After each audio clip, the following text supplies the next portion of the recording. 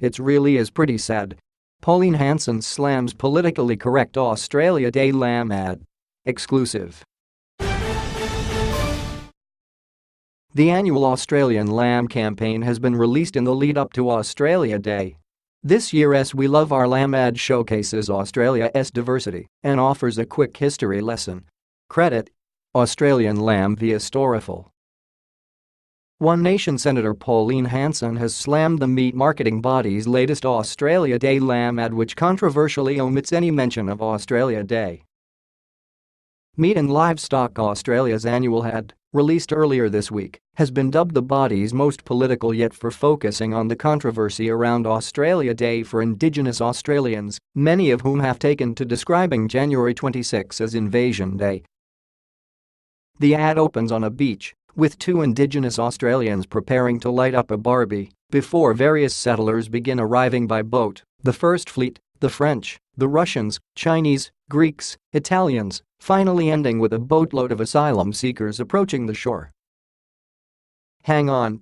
Aren't we all boat people?" former MasterChef contestant Pauline Yeo asks, to cheers from the crowd.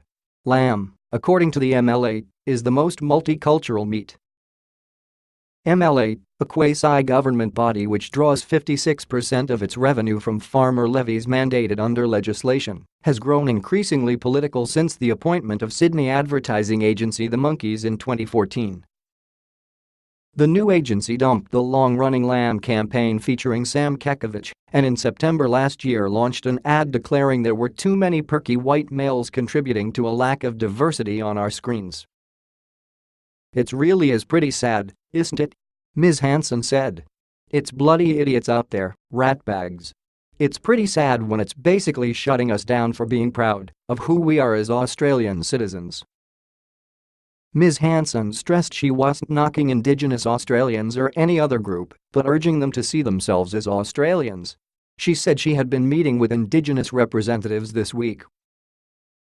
"It's the day we celebrate forming our nation, our federation, our government, and it's being shoved to one side for this political correctness and making everyone feel good about themselves," she said. "Why have these people come here in the first place? Because they want to be Australians. It's taking away the whole identity and suppressing who we are as Australians. I'm saddened by this, I really am. I think it's a constant battle by people like myself to actually get out there and say we are proud to be Australian. That's who we are, it's our identity. We're destroying our own identity, who we are, to make other people coming in feel good." But the National Farmers Federation has backed the new direction. NFF President Fiona Simpson said the MLA's annual pre-Australia Day lamb ad was something farmers anxiously await. "They've got a reputation for cutting-edge advertising, and this year is no disappointment," she said. "In actual fact, the response I've seen from farmers on social media has been bloody fantastic. From a farmer's point of view, they're trying to make more people eat lamb, that's basically it. We know lamb is one of the mainstays of the agricultural economy, and farmers are better off if more people eat lamb." Most of the farmers I've spoken to, they understand that the whole topic of Australia Day is sensitive for some members of the community. But the way MLA has dealt with it is innovative and edgy, and our farming sector is innovative and edgy. It's got people talking, and they're talking about lamb. If previous years are anything to go by, well, see purchases of lamb sales in the week preceding Australia Day zoom up the charts. The ad is meant to be inclusive, it's meant to get people talking, and it's meant to celebrate lamb. Writing in the Daily Telegraph, columnist Tim Blair was critical of the new direction. Meat and Livestock Australia's annual lamb promotions for Australia Day have featured numerous amusing television commercials, Blair wrote. This year's commercial is a little different.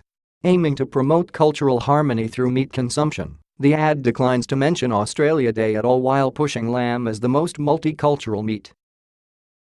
Quite how the politics of lamb differ from those of beef, pork, or chicken is difficult to judge, but well, take Meat and Livestock Australia's word for it.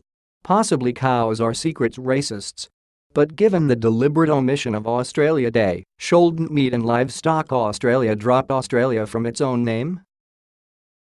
It comes after the city of Fremantle in November announced it was axing its Australia Day festivities in favor of a culturally inclusive alternative celebration 2 days later. The council said the new event, called One Day, was an opportunity for all Australians to come together and celebrate the multicultural diversity of our country. Everyone should celebrate when they feel it is appropriate. However, the city of Fremantle wanted to celebrate being Australian in a way that included all Australians, and we believe moving away from this date was more culturally inclusive and more in line with Fremantle's values, it said in a statement. Fremantle Mayor Brad Pettit denied the council was trying to be politically correct. Australia Day will still exist, and people can still come down, and there will still be things to do in Fremantle on Australia Day, he told the ABC.